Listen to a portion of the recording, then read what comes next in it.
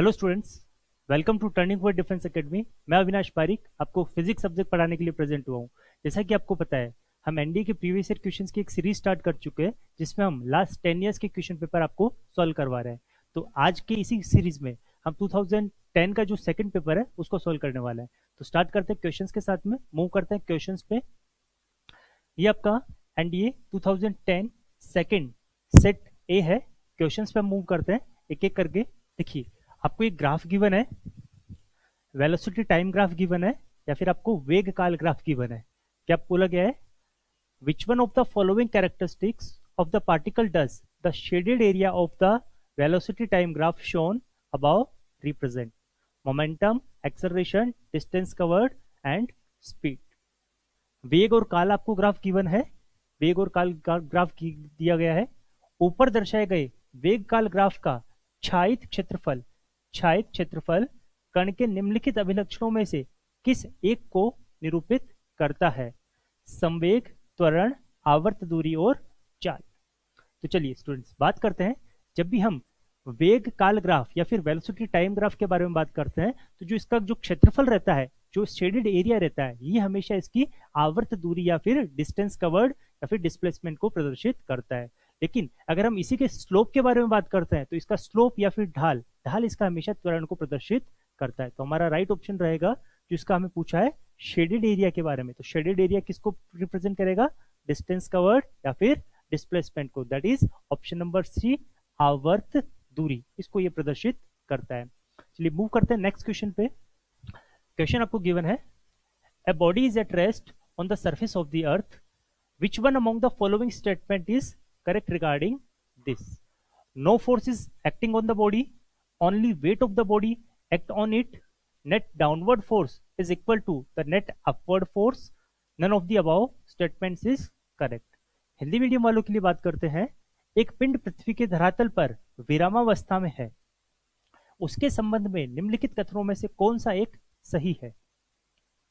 पिंड पर कोई बल क्रियाशील नहीं है, पिंड का भार मात्र उस पर क्रियाशील है, निवल अधोमुखी बल निवल उपरीमुखी बल के बराबर है, और लास्ट ऑप्शन है उपयुक्त कथनों में से कोई भी सही नहीं है। तो चलिए क्वेश्चन में हमें क्या गिवन है? A body is at rest. जब भी हमारा विरामावस्था में रहती है, जब भी कोई वस्तु विरामावस्था रहती है, तो हम कह सकते हैं कि वह वस्तु इक्विलिब्रियम में है या फिर साम्यावस्था में है। साम्यावस्था या इक्विलिब्रियम का मतलब क्या होता है कि उस पर लगने वाले नेट फोर्स मतलब कुल बलों का मान कितना होता है? बराबर होता है। तो हम बात करते हैं, सपोज ये आपका एक कोई भी धरातल दिया हुआ है, सरफेस ऑफ द अर्थ है, इस पर ये हमारी कोई बॉडी रखी हुई है, इसका कुछ द्रव्यमान है, माने कि इसका द्रव्यमान m है, तो इस पर नीचे की तरफ डाउनवर्ड डायरेक्शन में इसका कुछ भार लगेगा, that is W equal to mg। लेकिन हमें पता है न्यूटन के तृतीय नियम से प्रत्येक क्रियाबल के लिए एक प्रतिक्रिया बल होता है, every action have some reaction. तो इस भार जो कि नीचे की तरफ लग रहा है, गुरुत्वीय भार, इसके विपरीत दिशा में एक रिएक्शन फोर्स लगेगा, प्रतिक्रिया बल लगेगा। यह प्रतिक्रिया बल परिमाण में भार के बराबर है, लेकिन दिशा के विपरीत है। परिमाण में बराबर होने के कारण ये दोनों एक दूसरे को कैंसिल आउट कर देते हैं। तो इससे हमें पता पड़ता है कि जो हमारे कुल बल है, नेट बल है, वो कितना रहेगा? हमारा शून्य, और वस्तु रहेगी साम्यावस्था में। तो हमारा राइट ऑप्शन रहेगा option number C, that is net downward force is equal to net upward force. निवल अधोमुखी बल निवल उपरीमुखी बल के बराबर होता है। That is option number C is our correct answer. चलिए मूव करते हैं नेक्स्ट क्वेश्चन पे। क्वेश्चन में आपको गिवन है, a pendulum beats faster than a standard pendulum. In order to bring it to the standard beat, the length of the pendulum is 2b. तो हमें length को क्या करना पड़ेगा? लेंथ पर क्या हम प्रभाव करें कि वो चेंज होगा? Reduced, increased, reduced, and the mass of the Bob increased, reduced, and also the mass of the Bob reduced. Hindi medium वालों के लिए बात करते हैं। एक लोलक मानक लोलक से तीव्र गति से विस्पंद करता है। अगर उसे मानक विस्पंद तक लाना हो तो उसकी लंबाई क्या होगी? कम की जानी है, बढ़ाई जानी है, कम की जानी है और गोलक का द्रव्यमान बढ़ाया जाना है, कम की जानी है और गोलक का द्रव्यमान घटाया जाना है। तो हम बात करते हैं कि हमारा जो पेंडुलम होता है या फिर लोलक होता है, वो किस प्रकार से होता है। एक लोलक के अंदर क्या होता है? हमारा एक रिजिड सेक्शन होता है, थर्ड पार्ट होता है, इससे हमारा एक थ्रेड या फिर एक धागे से इस प्रकार से हम इसको लटका के रखते हैं, नीचे एक द्रव्यमान रहता है, इसको हम लोलक या फिर बॉब बोलते हैं। अगर यह लोलक अपनी एक जगह इस तरीके से रहता है तो इसको हम बोलते हैं इसकी साम्यावस्था या फिर इक्विलिब्रियम कंडीशन। अगर वह यहाँ से गति करता हुआ अधिकतम तक जाता है, पुनः वह अपनी इधर दूसरी दिशा में अधिकतम तक जाता है और पुनः अपनी माध्य स्थिति तक आता है, तो ये जो लिया गया समय है इसको पूरा इस प्रकार से चक्कर करने में, इसको हम बोलते हैं इसका आवर्तकाल या फिर टाइम पीरियड। तो किसी भी लोलक के लिए टाइम पीरियड, किसी भी पेंडुलम के लिए टाइम पीरियड किस प्रकार से दिया हुआ रहता है, टी बराबर 2 pi under root L upon G. Expression से हमें साफ पता पड़ रहा है कि जो हमारा टाइम पीरियड है वो लंबाई के समानुपाती होता है। तो क्वेश्चन में क्या बोला गया है, ए पेंडुलम बीट फास्टर, मीन्स ये आपका पेंडुलम फास्ट मूव कर रहा है, देन स्टैंडर्ड पेंडुलम, जो आपका एक स्टैंडर्ड पेंडुलम है उससे ये फास्ट मूव कर रहा है। In order to bring it to the standard beat, means हमें इसको क्या करना है, स्लो करना है। अभी ये फास्ट है, इसको हमें स्लो करना है। तो मीन्स कहने का मतलब है टाइम पीरियड को हमें कम करना पड़ेगा। हमें पता है कि टाइम पीरियड लेंथ के, लंबाई के समानुपाती होता है। अगर मैं लंबाई को कम करूंगा तो लेंथ को भी, टाइम पीरियड भी क्या हो जाएगा हमारा, कम हो जाएगा। तो क्या हो जाएगा, the length of the pendulum is to be reduce. अगर उसे मानक विस्पन तक लाना हो तो उसकी लंबाई में कमी की जानी चाहिए। तो इस प्रकार से हमने इसको सॉल्व किया है। थोड़ा सा ये हमारे को फॉर्मूला पता होना चाहिए, कॉन्सेप्ट हमें पता होना चाहिए कि टाइम का और लंबाई का क्या आपस में रिलेशन होता है, इसको हम इजी से बना सकते हैं। चलिए मूव करते हैं नेक्स्ट क्वेश्चन पे। क्वेश्चन में आपको क्या गिवन है, दो ब्लॉक्स गिवन है, आइस ब्लॉक्स गिवन है और कुछ स्टेटमेंट गिवन है। इस स्टेटमेंट्स को हमें रीड करना है। तो स्टार्ट करते हैं। Two identical blocks of ice A and B floats in water as shown in the figure given above, which one among the following statement is in this regard is correct? First statement हमारा, block A displays a greater volume of water since the pressure acts on a smaller bottom area. Block A displays a greater volume of water since it's submerged and is lower in the water. Block B displays a greater volume of water since it's submerged and has a greater area in water. The two blocks displays equal volumes of water since they have the same specific gravity and same mass. Hindi medium वालों के लिए बात करते हैं।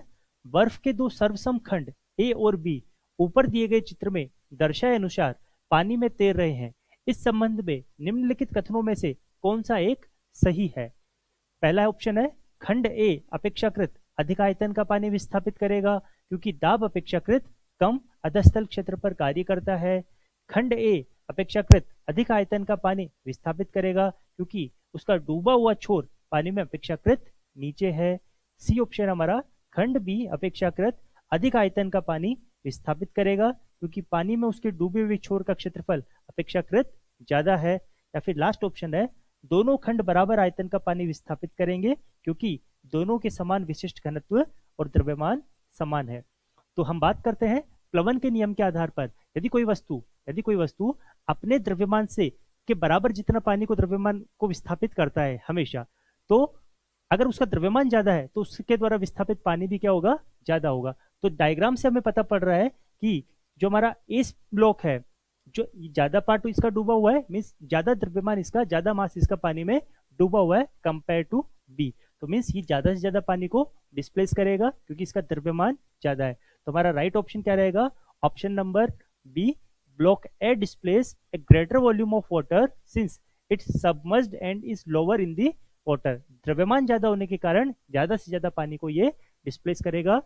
खंड ए अपेक्षाकृत अधिक आयतन का पानी विस्थापित करेगा क्योंकि उसका डूबा हुआ छोर पानी में अपेक्षाकृत नीचे है। That is option number B. चलिए मूव करते हैं नेक्स्ट क्वेश्चन पे।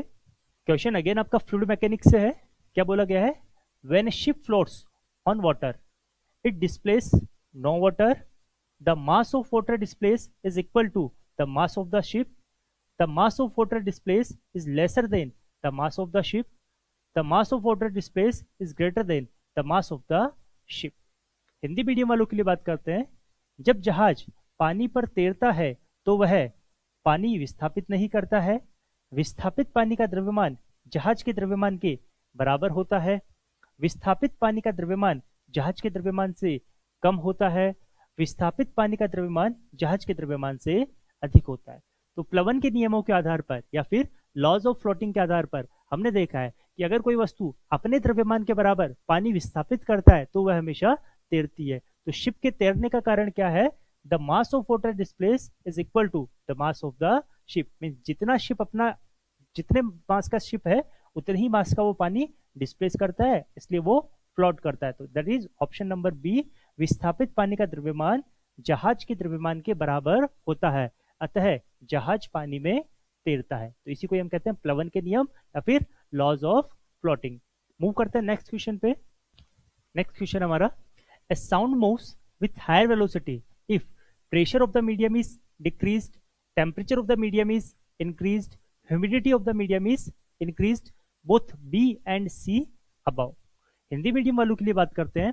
ध्वनि अपेक्षाकृत अधिक वेग से चलती है जब ऑप्शन हमारे माध्यम के दाब में कमी की जाती है, माध्यम के तापमान में वृद्धि की जाती है, माध्यम की नमी में वृद्धि की जाती है, या फिर लास्ट ऑप्शन हमारा ऊपर के बी और सी दोनों। तो चलिए हम बात करते हैं ध्वनि के वेग के बारे में। जो ध्वनि का वेग है वो तापमान के समानुपाती होता है, आर्द्रता के समानुपाती होता है तथा जो घनत्व होता है उसके व्युत्क्रमानुपाती होता है। तो कहने का मतलब है जैसे जैसे तापमान बढ़ेगा तो ध्वनि का वेग भी बढ़ेगा, जैसे जैसे आर्द्रता बढ़ेगी वैसे वैसे ध्वनि का वेग भी बढ़ेगा, लेकिन घनत्व के बढ़ने के साथ में ध्वनि का वेग कम होगा। अगर हम प्रेशर के बारे में, दाब के बारे में बात करते हैं तो दाब का ध्वनि के वेग पर किसी प्रकार का प्रभाव नहीं पड़ता है। तो हम कह सकते हैं कि ऑप्शन नंबर ए जो हमारा है वो रॉन्ग है, कि ध्वनि का वेग जो वेलोसिटी ऑफ साउंड है वो प्रेशर पर डिपेंड नहीं करती है, लेकिन जैसे जैसे टेम्परेचर इंक्रीज करेगा वैसे वैसे हमारा वेलोसिटी ऑफ साउंड भी इंक्रीज करेगी। साथ ही साथ जैसे जैसे ह्यूमिडिटी इंक्रीज करेगी वैसे वैसे ये साउंड वेलोसिटी भी इंक्रीज करेगी। तो हमारा राइट ऑप्शन रहेगा option number D, that is ऊपर के तापमान, माध्यम के तापमान में वृद्धि की जाती है, माध्यम की नमी में वृद्धि की जाती है, तो अपेक्षाकृत ध्वनि अधिक वेग से चलती है। That is option number D. चलिए मूव करते हैं नेक्स्ट क्वेश्चन पे। क्वेश्चन हमारा रे ऑप्टिक्स है। क्वेश्चन में क्या बोला गया है बात करते हैं। Which one of the following is the correct angle between the incident and reflected rays when a ray of light incident normally on a plane mirror. Plane mirror हमें गिवन है, वहां से हमारा इंसिडेंट और जो रिफ्लेक्टेड रे है उस पे क्या एंगल बनेगा जब हमारी इंसिडेंट रे कैसी है, नॉर्मली है। हिंदी मीडियम वालों के लिए बात करते हैं। जब प्रकाश किरण समतल दर्पण पर लंबवत आपतित होती है तो आपतित और परावर्तित किरणों के बीच का सही कोण निम्नलिखित में से कौन सा एक है। तो चलिए हम बात करते हैं कुछ बेसिक के बारे में। सपोज ये हमारा एक प्लेन मिरर है इस प्रकार से, और ये हमारा अभिलंब है। अभिलंब हमेशा सरफेस के लंबवत रहता है। माना कि यहां पर ये कोई आपतित किरण है, इस प्रकार से आपतित किरण अभिलंब से आपतन कोण बनाती है तथा अगर वापस उसी माध्यम में लौट जाती है तो उसको हम बोलते हैं उसका परावर्तन। और परावर्तन कोण कितना होता है हमारा, आर।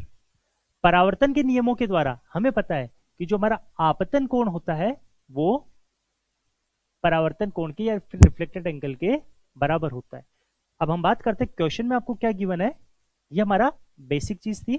क्वेश्चन में हमें क्या गिवन है कि जो हमारी आपतित किरण है वो अभिलंब के समानांतर है या फिर इंसिडेंट नॉर्मली, मींस जो हमारा धरातल है इसके लंबवत आपतित हो रही है, तो मींस ये अभिलंब के समानांतर होगी। तो हमारा आपतन कोण यहां से क्या बनेगा, आपतन कोण बनेगा हमारा यहाँ पर शून्य। परावर्तन के नियम से हमें पता है कि अगर आपतन कोण हमारा शून्य है तो परावर्तन कोण भी क्या बनेगा, शून्य ही बनेगा। मतलब वापस उसी दिशा में, उसी एंगल पे वो या सरफेस के लंबवत वो वापस की वापस गति कर जाएगी। तो अगर यहाँ पर हम आपतित किरण और परावर्तित किरण के मध्य बनने वाले कोण के बारे में बात करते हैं तो दोनों के मध्य कितना कोण बनेगा, 180 डिग्री का। तो हम कह सकते हैं कि जो हमारा एंगल बनेगा वो कितना बनेगा, 180 डिग्री। ऑप्शन नंबर ई। चलिए मूव करते हैं नेक्स्ट क्वेश्चन पे। क्वेश्चन आपका वापस से ऑप्टिक्स से रिलेटेड है। क्वेश्चन में आपको क्या गिवन है, विच one of the following 4 glass lens is diverging lens. कुछ आपको शेप गिवन है, इनमें से कौन सा लेंस आपका डाइवर्जिंग लेंस को रिप्रेजेंट कर रहा है ये हमें फाइंड करना है। हिंदी मीडियम वालों के लिए बात करते हैं। नीचे दिए गए कांच के चारों लेंसों में से कौन सा एक अपसारी लेंस है? दो प्रकार के लेंस होते हैं हमारे पास में, अभिसारी लेंस और अपसारी लेंस, कन्वर्जिंग लेंस और डाइवर्जिंग लेंस। किस तरीके से बनते हैं हम देखते हैं। सपोज ये हमारे पास में कोई एक उत्तल लेंस है, यहाँ पर अब इस पर कोई किरण आपतित होती है, इस प्रकार से रे आपतित होती है, तो ये इस प्रकार से एक बिंदु पर आती है, कन्वर्ज कर रही है, तो इसको हम बोलेंगे अभिसारी लेंस।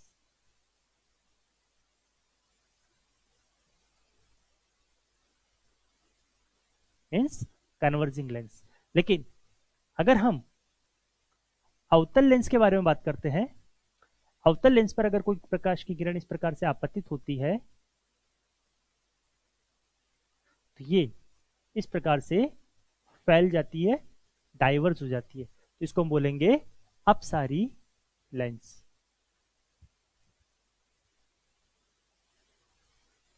ठीक है, इस प्रकार से हमारे पास में दो लेंस होते हैं। तो यहां से शेप से आपको पता पड़ रहा है, जो आपका अभिसारी लेंस है, कन्वर्जिंग लेंस है, उसका शेप, आपका जो एज रहता है वहां से ये दबा हुआ रहता है, लेकिन बीच में से ये उभरा हुआ रहता है। लेकिन अगर हम अपसारी लेंस के बारे में बात करते हैं, तो जो इसका जो एज है, सिरों से ये उठा हुआ रहता है, बीच में से ये दबा हुआ रहता है। तो मीन्स ऑप्शंस में हमें दिखाई दे रहा है कि option number B C D, ये यहाँ से जो एज है इसकी वो सप्रेश की हुई है, और इसकी वाली एज ये हमारी यहाँ से फैली हुई है। तो ऑप्शन नंबर ए ये क्या कहलाएगा, हमारा अपसारी लेंस को ये प्रदर्शित करता है। तो राइट ऑप्शन क्या रहेगा हमारा, ऑप्शन नंबर ए। चलिए मूव करते हैं नेक्स्ट क्वेश्चन पे। क्वेश्चन आपका मैग्नेटिज्म से रिलेटेड है। क्वेश्चन में क्या बोला गया है, magnetism of A bar magnet can be destroyed if it is kept in the magnetic meridian, placed in a direction opposite that of the earth horizontal intensity, heated to a temperature known as Curie temperature. तो इसमें से कुछ option है वो हमें select करने हैं। Option है हमारे, एक दंड चुंबक का चुंबकत्व नष्ट किया जा सकता है यदि उसे चुंबकीय आमोत्तर में रख दिया जाए, उसे पृथ्वी की क्षैतिज तीव्रता की विपरीत दिशा में रखा जाए, उसे क्यूरी ताप नामक तापमान तक तप्त किया जाए। तो कुछ ऑप्शन है। सबसे पहले हम ऑप्शन पे बात करते हैं। फर्स्ट हमारा मैग्नेटिक मेरिडियन। मैग्नेटिक मेरिडियन किसे कहते हैं, अगर हम किसी भी बार मैग्नेट को इस तरीके से एक फ्री हैंग करते हैं, तो वो आपका जिस तल में जाके रुकता है, तो उसकी जो तल के जो लंबवत वाला जो तल है उसको हम बोलते हैं चुंबकीय आमोत्तर या फिर मैग्नेटिक मेरिडियन। क्या अगर हम उसको मैग्नेटिक मेरिडियन में रखते हैं तो क्या उसका चुंबक तो डिस्ट्रॉय हो जाता है? नहीं, ये ऑप्शन हमारा गलत है। लेकिन अगर हम बात करते हैं यदि उसे पृथ्वी की क्षैतिज तीव्रता के विपरीत दिशा में रखा जाए तो उसका चुंबकत्व नष्ट हो जाएगा। यदि उसे क्यूरी ताप से अधिक ताप पर तप्त किया जाए तो उसका चुंबकत्व है वो नष्ट हो जाएगा। तो हमारा राइट ऑप्शन क्या रहेगा, ऑप्शन नंबर 2 और 3 सही है, तो हमारा ऑप्शन नंबर सी इज हमारा राइट ऑप्शन रहेगा। तो हमारा ये इंफॉर्मेटिव क्वेश्चन था, इसमें आपको इन्फॉर्मेशन थ्योरी आपको पता होना चाहिए, थ्योरी के बेसिस पे हम इसको सॉल्व कर सकते हैं। मूव करते हैं नेक्स्ट क्वेश्चन पे। क्वेश्चन में क्या बोला गया है, क्वेश्चन आपका सर्किट थ्योरी से है, सर्किट इलेक्ट्रिसिटी से। Capacity of parallel plate condenser can be doubled by doubling the areas of the plates, doubling the distance of separation between the plates, reducing the distance of separation between the plates to half the original separation, doubling both the areas of the plates and the distance of separation between the plates। तो इस तरीके से हमें statement पर analysis करना है, किस तरीके से ये होगा। समांतर पट्टिका संधारित्र की क्षमता को दुगनी की जा सकती है, उसकी प्लेटों का क्षेत्रफल दुगना कर दिया जाए, उसकी प्लेटों के बीच पृथक्करण की दूरी दुगनी कर दी जाए, उसकी प्लेटों के बीच पृथक्करण की दूरी मूल पृथक्करण से आधी कर दी जाए, उसकी प्लेटों के क्षेत्रफल और उनके बीच पृथक्करण की दूरी दोनों को दुगना कर दिया जाए। तो इस तरीके से हमने कुछ स्टेटमेंट्स गिवन है, इन स्टेटमेंट्स को एनालिसिस करना है। तो मैं आपको कुछ बेसिक चीजें बताना चाहता हूँ। जो हमारा पैरेलल प्लेट कैपेसिटर रहता है, उसका जो हमारा कैपेसिटेंस है उसको हम किस प्रकार से देते हैं, C is directly proportional to A and inversely proportional to D। Means जो हमारा समांतर पट्टिका संधारित्र है उसकी जो क्षमता होती है वो क्रॉस सेक्शनल एरिया या अनुप्रस्थ काट के समानुपाती तथा उसकी दूरी के दोनों प्लेटों के मध्य की दूरी के व्युत्क्रमानुपाती होती है। अगर मैं अनुप्रस्थ काट का क्षेत्रफल क्रॉस सेक्शनल एरिया का क्षेत्रफल को इंक्रीज करता हूं तो हमारा कैपेसिटेंस भी क्या करेगा, इंक्रीज करेगा। क्यों? क्योंकि ये दोनों एक दूसरे के डायरेक्टली प्रोपोर्शनल है। लेकिन जैसे जैसे मैं इसके डिस्टेंस को इंक्रीज करता हूं तो कैपेसिटेंस क्या करने लग जाएगा, हमारा डिक्रीज करने लग जाएगा। लेकिन क्वेश्चन में हमें क्या गिवन है, इसकी क्षमता को दुगना करना है, मीन्स बढ़ाना है। तो बढ़ाने के लिए हमें क्या करना पड़ेगा, इसको हमें रिड्यूस करना पड़ेगा। जो हमारा डी है इसके मान को रिड्यूस करेंगे तो यहां पर हमारा सी का मान भी क्या करेगा, इंक्रीज करेगा। सी का मान भी हमारा इंक्रीज करेगा। तो हम कह सकते हैं कि संधारित्र की क्षमता को बढ़ाने के लिए हमें उसकी क्रॉस सेक्शनल एरिया को बढ़ाना होगा और उसकी डिस्टेंस को क्या करना होगा, घटाना होगा। तो ऑप्शन रहेगा हमारा, उसकी प्लेटों का क्षेत्रफल दुगना कर दिया जाए, राइट है, बढ़ा रहे हैं हम। उसकी प्लेटों के बीच पृथक्करण की दूरी को दुगनी कर दी जाए, नहीं, इंक्रीज करने से तो ये डिक्रीज होता है। उसकी प्लेटों के बीच की पृथक्करण की दूरी को मूल पृथक्करण की आधी कर दी जाए, मीन्स कम कर रहे हैं, मीन्स ऑप्शन नंबर 3 भी हमारा राइट है। उसकी प्लेटों के क्षेत्रफल और उनके बीच पृथक्करण की दूरी दोनों को दुगना कर दिया जाए, नहीं, क्षेत्रफल को तो हम दुगना करेंगे तो हमारा कैपेसिटेंस बढ़ जाएगा, लेकिन डिस्टेंस को दुगना करने से वो क्षेत्रफल घट जाएगा। तो हमारा राइट ऑप्शन क्या रहेगा, option number B, that is first and 3। चलिए मूव करते हैं नेक्स्ट क्वेश्चन पे। क्वेश्चन आपका गिवन है, if two conducting spheres are separately charged and then brought in contact, the total energy of the two spheres is conserved. The total charge on the sphere is conserved. Both the total energy and the charge are conserved. The final potential is always the mean of the original potential of the two spheres. Hindi medium वालों के लिए बात करते हैं। यदि दो चालक गोलों को अलग अलग चार्ज किया जाता है और तब संपर्क में लाया जाता है तो दोनों गोलों की संपूर्ण ऊर्जा संरक्षित रहती है, दोनों गोलों का संपूर्ण आवेश संरक्षित रहता है, संपूर्ण ऊर्जा और आवेश दोनों संरक्षित रहते हैं, दोनों गोलों का अंतिम विभव हमेशा उन दोनों के प्रारंभिक विभव का मध्य होगा। तो हमारा राइट ऑप्शन क्या रहेगा, ऑप्शन नंबर सी, संपूर्ण ऊर्जा और आवेश दोनों हमेशा संरक्षित रहते हैं। Both total energy and charge are conserve. ये हमारा एक इंफॉर्मेटिव थ्योरी बेस्ड क्वेश्चन है। हमें पता है कि हमारा जो चार्ज और एनर्जी है हमेशा ये संरक्षित रहते हैं। इनको हम ना तो क्रिएट कर सकते हैं ना कि इसको डिस्ट्रॉय कर सकते हैं, लेकिन इनको हम वन फॉर्म से अनदर फॉर्म में कन्वर्ट कर सकते हैं। तो इसीलिए हमारा ऑप्शन, राइट ऑप्शन क्या रहेगा, option number C, both total energy and charge are conserve. Move करते हैं नेक्स्ट क्वेश्चन पे। क्वेश्चन आपको क्या गिवन है, two pieces of metallic wire having equal length, means इनकी लेंथ क्या हमारी इक्वल है, एंड इक्वल वॉल्यूम, वॉल्यूम भी हमारा कैसा है, इक्वल है, placed in air have different resistance, दोनों का रेजिस्टेंस कैसा है हमारा, डिफरेंट है। The two wires must be, means हमें कुछ ऑप्शंस गिवन है और कंक्लूजन हमें फाइंड करना है। तो क्या क्या हो सकता है, have different cross sectional area, have different temperatures, be of different materials, be of same density. Hindi medium वालों के लिए बात करते हैं। वायु में रखे गए समान लंबाई और समान आयतन के धातु के तार के दो टुकड़ों के प्रतिरोध भिन्न है, दोनों तारों के अनुप्रस्थ काट भिन्न है, तापमान भिन्न है, पदार्थ भिन्न है और घनत्व समान है। तो हमें पता है कि अगर हम बात करते हैं प्रतिरोध के बारे में तो प्रतिरोध हमारा किस प्रकार से गिवन रहता है, आर बराबर रो एल अपॉन ई, रो एल अपॉन ई। अगर हम फर्स्ट केस में बात करते हैं कि मीन्स दोनों का हमारा क्या है, सपोज लेंथ हमारी L1 L2 that is equal to A है। दूसरा में क्या गिवन है, इक्वल वॉल्यूम। तो वॉल्यूम क्या रहता है हमारा, वॉल्यूम बराबर रहता है हमारा एरिया इंटू लेंथ, दोनों की लेंथ कैसी है, सेम है, वॉल्यूम भी दोनों का सेम है। तो कह सकते हैं कि उनका जो क्रॉस सेक्शनल एरिया है वो भी क्या रहेगा हमारा, A1 और A2 दोनों क्या रहेगा, सेम रहेगा। तो कहने का मतलब है L और A हमारा कांस्टेंट है। तो रेजिस्टेंस किस पे डिपेंड करता है हमारा, स्पेसिफिक रेजिस्टिविटी पे। मींस हर एक मटेरियल का जो स्पेसिफिक रेजिस्टेंस होता है वो डिफरेंट डिफरेंट होता है, ये डिपेंड करता है मटेरियल पे। तो हम कह सकते हैं कि हमारा जो रेजिस्टेंस डिफरेंट डिफरेंट है तो इसका मटेरियल भी हमेशा क्या रहेगा, डिफरेंट, बी ऑफ डिफरेंट। धातु के तार के दो टुकड़ों के प्रतिरोध भिन्न है, अतः दोनों तारों के पदार्थ भिन्न भिन्न रहेंगे। Option number C is the correct answer. Move करते हैं नेक्स्ट क्वेश्चन पे।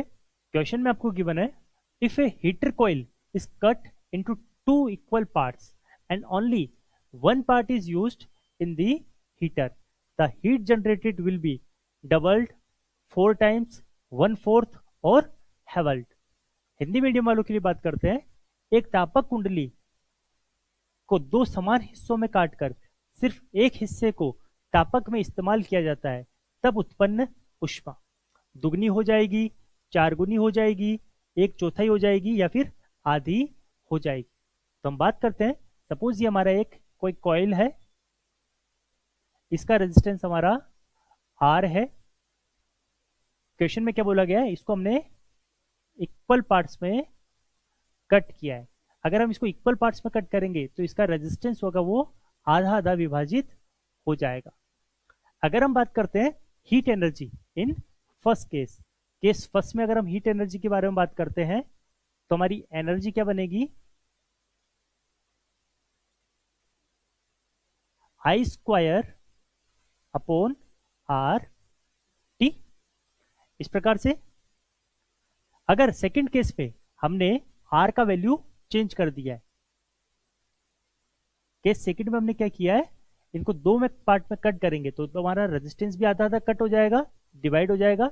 अब इस एक कोयल को हमने हीटर में लगाया है तो यहाँ पर रेजिस्टेंस हमारा R/2 हो जाएगा। तो I² रेजिस्टेंस का वैल्यू कितना हो रहा है, R/2 इंटू T हमारा वो का वही सेम टाइम रहेगा। तो हम इसको लिख सकते हैं, H' लिख सकते हैं, H' equal to twice of, इस वैल्यू को हम H के बराबर लिख सकते हैं। तो कह सकते हैं कि जो कट करने के बाद में जो हमारी हीट होगी वो पहले वाली हीट की ट्वाइस होगी, दुगनी हो जाएगी। तो हम लिख सकते हैं ऑप्शन नंबर ए, दुगनी हो जाएगी, डबल हो जाएगी। चलिए मूव करते हैं नेक्स्ट क्वेश्चन पे। क्वेश्चन आपका सर्किट थ्योरी से क्या बोला गया है, the direction of magnetic field at a point due to infinitely long wire carrying current is parallel to the current, anti-parallel to the current, along the perpendicular drawn from a point on the wire, perpendicular to the plane containing the conductor and the point। Hindi medium वालों के लिए बात करते हैं, अनंत लंबे तार के जिसमें धारा बह रही है किसी बिंदु पर चुंबकीय क्षेत्र की दिशा धारा के समानांतर होगी, धारा के प्रति समानांतर होगी, तार के किसी बिंदु से खींची गई लंब रेखा के अनुदिश होगी, चालक और बिंदु वाले समतल के लंब में होगी। तो चलिए हम बात करते हैं कि सपोज हमें कोई अनंत लंबाई का धारावाही चालक तार दिया गया है।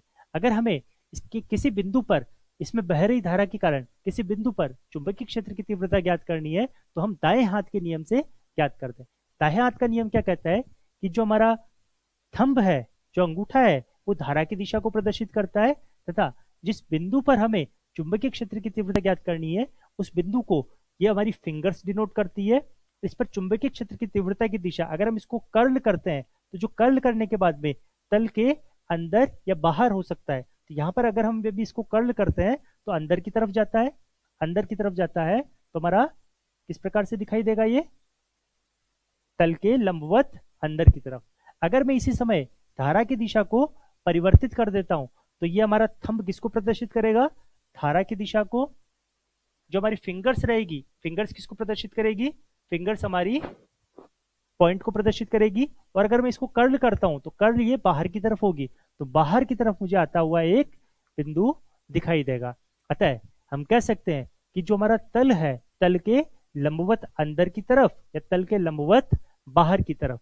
तो option number D is the correct answer, perpendicular the plane containing the conductor and the point, चालक और बिंदु वाले समतल के लंब के लंबवत होगी। मूव करते हैं नेक्स्ट क्वेश्चन पे। क्वेश्चन में आपको क्या बोला गया है, ए hollow metal ball carrying an electric charge produce no electric field at points outside the sphere, on its surface, inside the sphere, only at the center। खोखली धातु की बॉल जिसमें विद्युत आवेश है किन बिंदुओं पर विद्युत क्षेत्र उत्पादित नहीं करती है, जो गोले के बाहर है, जो उसके पृष्ठ पर है, जो गोले के अंदर है, जो केवल केंद्र पर है। तो हमें पता है कि अगर हम खोखले चालक गोले के बारे में बात करते हैं तो खोखले चालक गोले के अंदर आवेश का मान अनुपस्थित रहता है। अगर आवेश का मान अनुपस्थित रहेगा तो उसके अंदर विद्युत क्षेत्र का मान भी क्या रहेगा, अनुपस्थित रहेगा किसी भी बिंदु पर। तो हम बोल सकते हैं इनसाइड द स्फीयर हमारा इलेक्ट्रिक फील्ड क्या रहता है, जीरो रहता है, एब्सेंट रहता है। जो चालक गोले के अंदर है वहां पर विद्युत क्षेत्र उत्पादित नहीं करती है। ऑप्शन नंबर सी। मूव करते हैं नेक्स्ट क्वेश्चन पे। क्वेश्चन में आपको क्या बोला गया है, a man is sitting on A rotating stool with his arms outstretched. If suddenly he folds his arms, the angular velocity of the man would be increase, decrease, become zero, remain constant।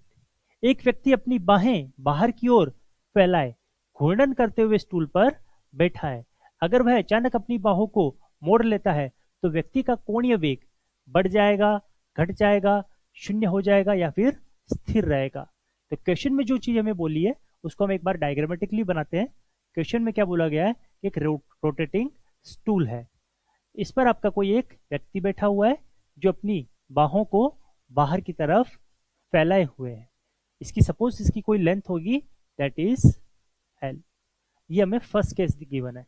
Second case में same हमारा rotating stool है, इस पर हमारा कोई ये person same person बैठा हुआ है, लेकिन उसने अपनी बाहों को क्या कर दिया है, फोल्ड कर दिया है इस तरीके से। अभी भी इसका लेंथ क्या रहेगा, हमारा सेम रहेगा। हमें पता है कि जो हमारा एल होता है वो क्या रहता है, हमारा आई इंटू ओमेगा। मीन्स लेंथ हमारा किसके बराबर होता है, आई इंटू ओमेगा, जहां पर आई क्या हमारा आघूर्ण, इसको हम बोलते हैं जड़त्व आघूर्ण, और ओमेगा क्या हमारा कोणीय वेग। जैसे ही उसने बाहों को फैलाया है तो इसकी जड़त्व आघूर्ण के मान में कमी होगी। जड़त्व आघूर्ण के मान में कमी होने के कारण लेंथ तो हमारी कांस्टेंट रहेगी, तो हमें ओमेगा को बढ़ाना पड़ेगा, ओमेगा हमारा इंक्रीज करेगा। तो यहाँ पर राइट ऑप्शन क्या रहेगा, angular velocity of the main would be increase. तो व्यक्ति का कोणीय वेग क्या कर जाएगा, बढ़ जाएगा। मूव करते हैं नेक्स्ट क्वेश्चन पे। क्वेश्चन में आपको क्या बोला है, for a particle revolving in a circular path the acceleration of the particle is along the tangent, along the radius, zero, along the circumference of the circle. Hindi medium वालों के लिए बात करते हैं। वृत्तीय पथ में परिक्रमण करते हुए कण का त्वरण स्पर्श रेखा के अनुदिश होता है, त्रिज्या के अनुदिश होता है, शून्य होता है, या फिर वृत्त की परिधि के अनुदिश होता है। तो जब भी आपका हम रिवॉल्विंग पार्टिकल के बारे में बात करते हैं एक सर्कुलर पाथ में, तो हमेशा उसका जो आपका एक्सेलरेशन रहेगा वो अलोंग दी रेडियस होगा, हमेशा उसका त्वरण त्रिज्या के अनुदिश होता है। That is option number B. Informative question है, आपको ये याद रखना है। मूव करते हैं नेक्स्ट क्वेश्चन पे। क्वेश्चन में आपको क्या गिवन है, क्वेश्चन में आपको एक स्ट्रक्चर गिवन है। बात करते हैं, इस circus performer of mass M is walking along the wire as shown in the figure given above. The tension T in the wire is. तो हमें टेंशन इस वायर के अंदर कितना टेंशन है फाइंड करना है। ऑप्शन हमारे approximately mg, less than mg, more than mg, depends on whether the performer stands on 1 or 2 feet। एक पांव पर खड़ा है या दो पांव पे खड़ा है। हिंदी मीडियम वालों के लिए बात करते हैं। द्रव्यमान m का सर्कस कलाकार ऊपर दिए गए चित्र में दिखाए अनुसार एक तार के अनुदिश चल रहा है। तार में त्वरण t, गुरुत्वीय त्वरण g है, कितना मान होगा, लगभग mg, mg से कम, mg से अधिक। इस पर निर्भर है कि कलाकार एक पैर पर खड़ा है या फिर दोनों पैरों पर। तो चलिए बात करते हैं। सपोज इस पूरे के पूरे सिस्टम का हम एक फ्री बॉडी डायग्राम बनाते हैं। सपोज ये आपका एक स्ट्रिंग है, यहां पर ये आपका पर्सन खड़ा है इस तरीके से, इसका कुछ द्रव्यमान है। द्रव्यमान होने के कारण इसका मैं फ्री बॉडी डायग्राम बनाता हूं। टेंशन टी एक इस तरफ रहेगा, टेंशन टी इस वाली रोप में भी रहेगा। इसका द्रव्यमान m है तो इसका भार w डाउनवर्ड डायरेक्शन में रहेगा। हम मानते हैं कि जो हमारा क्षैतिज है, क्षैतिज से यहाँ पर बनने वाला कोण कितना बना रहा है, ये क्षैतिज से यहाँ पर थीटा कोण बनता है। इस प्रकार से ये थीटा कोण बनता है। अगर हम इसको दो पार्ट्स में डिवाइड करते हैं तो कंपोनेंट में रिजोल्व करते हैं, तो जो हमारा हॉरिजॉन्टल कंपोनेंट रहेगा वो कितना बनाएगा, टी कॉस थीटा। इसी प्रकार से इस टी का जो वर्टिकल कंपोनेंट बनेगा वो कितना बनेगा, टी साइन थीटा। इसी प्रकार से जो ये वाली स्ट्रिंग है, इस वाली स्ट्रिंग को भी हम टू कंपोनेंट्स में रिजोल्व करते हैं। तो फर्स्ट बनेगा हमारा टी कॉस थीटा, और सेकंड वाला कंपोनेंट वापस इसी तरीके से बनेगा टी साइन थीटा। डायग्राम से हमें पता पड़ रहा है कि जो हमारे हॉरिजॉन्टल कंपोनेंट है, क्षैतिज घटक है, ये दोनों एक दूसरे के परिमाण में बराबर लेकिन दिशा में विपरीत है, तो दोनों एक दूसरे को क्या कर जाएंगे, कैंसिल आउट कर जाएंगे। लेकिन जो हमारे वर्टिकल कंपोनेंट है या फिर जो ऊर्ध्वाधर घटक है, वो दोनों एक दूसरे की दिशा में होने के कारण ऐड कर जाएंगे। तो हम लिख सकते हैं ऊर्ध्वाधर दिशा में हमारा कितना रहेगा, ऊपर की तरफ 2t साइन थीटा। व्यक्ति किसमें हमारा इक्विलिब्रियम कंडीशन में है, तो ये W के बराबर रहेगा इस प्रकार से। और W क्या होता है हमारा, mg। पुट करता हूं मैं वैल्यूज को, 2t साइन थीटा बराबर mg। मानते हैं कि जो हमारा थीटा का मान है वो कितना है, हमारा थीटा बराबर 90 डिग्री। अधिकतम मान हमने लिया है, तो साइन 90 का वैल्यू कितना हो जाएगा हमारा 1। इस वैल्यू में अगर मैं पुट करता हूं तो 2 इंटू टी इंटू 1 बराबर एम जी। तो यहां से टी का मान कितना आएगा, टी बराबर M G by 2, means M G का भी ये आधा हो जाएगा, एम जी से कम हो जाएगा, तो लेस देन एम जी। हमारा राइट ऑप्शन क्या रहेगा, option number E, less than M G. Move करते हैं नेक्स्ट क्वेश्चन पे। क्वेश्चन में आपको क्या गिवन है, ये कुछ एक सिस्टम आपको गिवन है। A heavy ball is suspended as shown in the figure given above. A quick jerk on the lower string will break that string, but a slow pull on the lower string will break the upper string. The first result occur because options रहेंगे हमारे, the force is too small to move the ball, air friction holds the ball back, of action and reaction the ball has inertia। Hindi medium वालों के लिए बात करते हैं। एक आपको निकाय दिया गया है, इस निकाय में आपको क्या गिवन है, ऊपर दिए गए चित्र में दिखाए अनुसार एक भारी गेंद लटकाई हुई है, निचले तंतु में एक तेज झटका उस तंतु को तोड़ देगा, लेकिन निचले तंतु को धीमे खींचने से ऊपर वाला तंतु टूट जाएगा। तो पहला वाला परिणाम क्यों होता है, मीन्स पहला वाला परिणाम का क्या बोला गया है, निचले तंतु को एक तेज झटका देने पर उस तंतु को तोड़ देगा। तो बात करते हैं, जैसे ही हम इस पर लोअर स्ट्रिंग पर अगर एक जर्क लगाते हैं, एक तेज झटका लगाते हैं, तो यह हमारा पहले रेस्ट कंडीशन में था, अब ये गतिक अवस्था में आ जाएगा। लेकिन बात करते हैं गेंद के बारे में, तो एक भारी गेंद हमने लटकाई है। कैसी गेंद लटकाई है, भारी गेंद हमने लटकाई है। तो भारी गेंद होने के कारण वह अपने जड़त्व को बनाए रखेगी, और जड़त्व को बनाए रखेगी इसके कारण वो गति नहीं करेगी। तो सिर्फ गति किसमें होगी, हमारे धागे में होगी।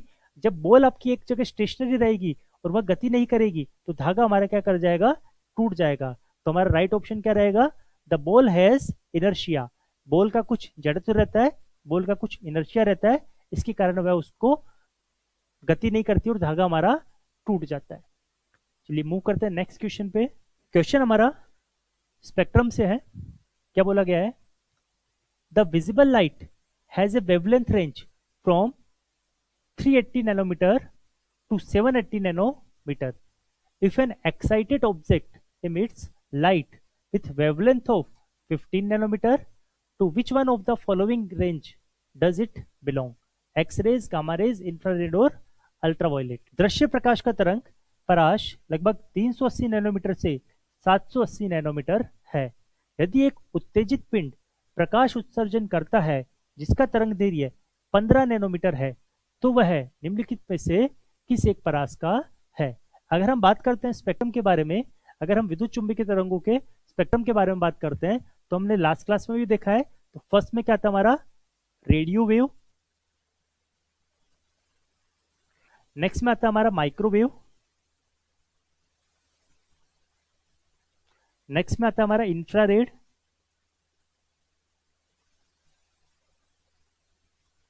नेक्स्ट आता है हमारा visible,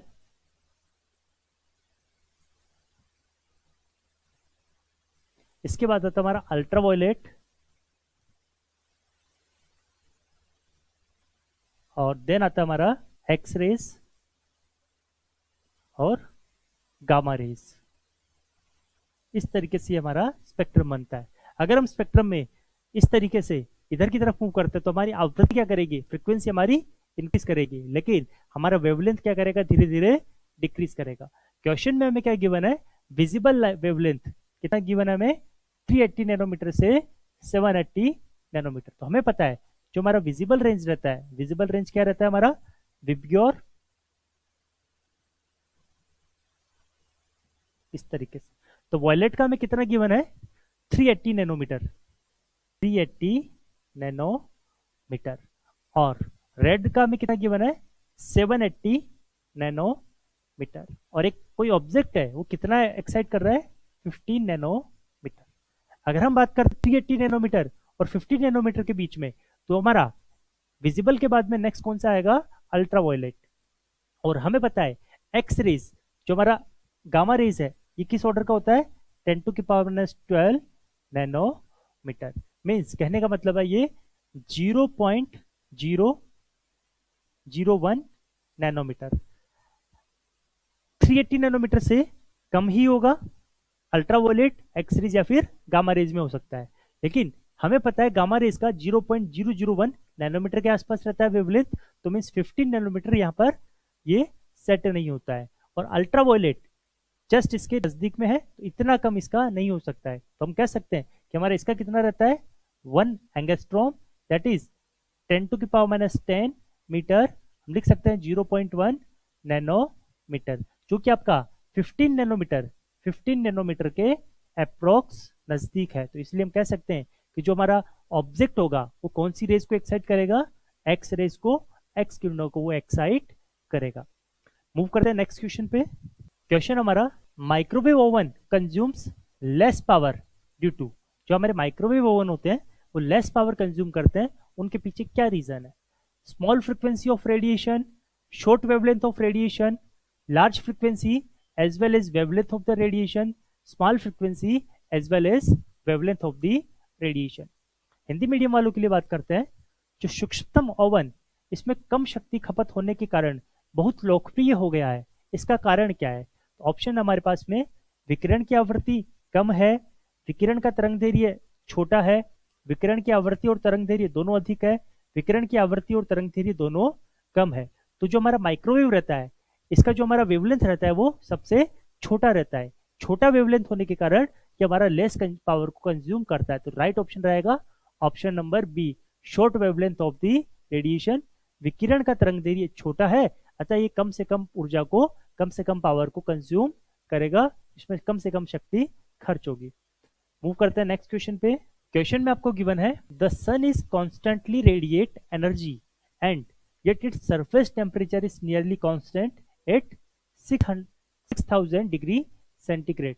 The consistency of the solar temperature is due to fission, radioactivity, fusion या फिर ब्लैक होल इवेपोरेशन। सूर्य निरंतर ऊर्जा का विकिरण करता है और तब भी उसके पृष्ठ का तापमान 6000 डिग्री सेंटीग्रेड पर लगभग स्थिर रहता है। सूर्य के तापमान की स्थिरता का कारण क्या है। तो चलिए हम बात करते हैं, सूर्य के अंदर नाभिकीय संलयन की अभिक्रिया होती है। नाभिकीय संलयन में क्या होता है कि मीन्स इसमें दो नाभिक आपस में जुड़ते हैं और नए नाभिक का निर्माण करते हैं। जैसे ही वो नए नाभिक का निर्माण करेंगे तो उसमें बहुत अधिक मात्रा में उष्मा ऊर्जा या फिर ताप ऊर्जा उत्पन्न होती है। अतः हम कह सकते हैं कि उसका तापमान क्या रहता है, हमेशा कांस्टेंट रहता है, लगभग स्थिर रहता है 6000 डिग्री सेंटीग्रेड का। तो हमारा इसका राइट ऑप्शन क्या रहेगा, नाभिकीय संलयन ड्यू टू फ्यूजन। फ्यूजन के कारण हमेशा उसका तापमान एक जगह स्थिर रहता है।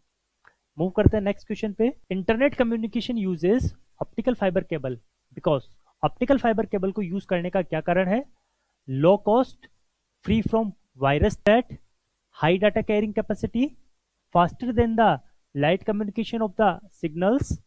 हिंदी मीडियम वालों के लिए बात करते हैं, इंटरनेट संचार में प्रकाशीय तंतु केबल का प्रयोग होता है क्योंकि उसकी लागत कम है, उसमें वायरस की आशंका नहीं रहती है, उसकी उच्च दत्त वहन क्षमता होती है, वह सिग्नल को प्रकाश की अपेक्षा अधिक तेजी से संचरित करता है।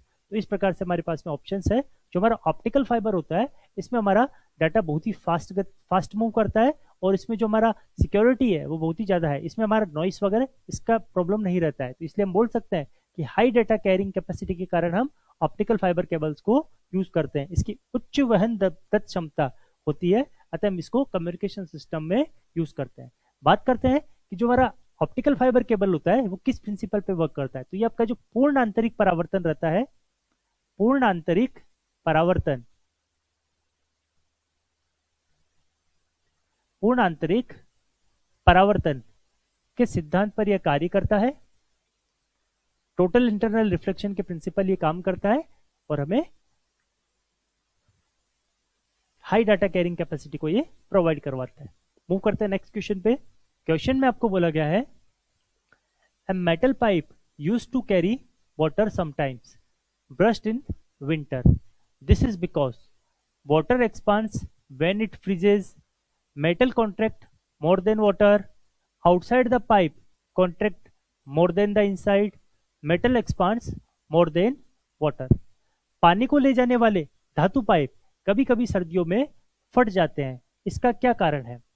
पानी जब जमता है तो वह फैलता है, धातु पानी की अपेक्षा अधिक सिकुड़ता है, पाइप का बाहरी हिस्सा अंदरूनी हिस्से की अपेक्षा अधिक सिकुड़ता है, धातु पानी की अपेक्षा अधिक फैलती है।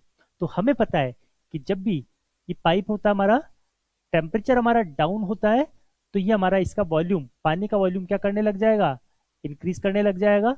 जैसे जैसे पानी का वॉल्यूम इंक्रीज करेगा, मीन्स ये एक्सपांड करेगा, तो ये बाहर की तरफ प्रेशर एग्जर्ट करेगा, और जितना ज्यादा ये प्रेशर एग्जर्ट करेगा तो हमारा क्या हो जाएगा, पाइप फट जाता है। तो हम कह सकते हैं option number A, that is water expands when it freeze. जब भी ये जमता है तो इसका आयतन बढ़ जाता है, आयतन बढ़ने के कारण इसी प्रेशर एग्जर्ट करता है, और उस प्रेशर के कारण वो पाइप को ब्रस्ट कर देता है, फट जाता है।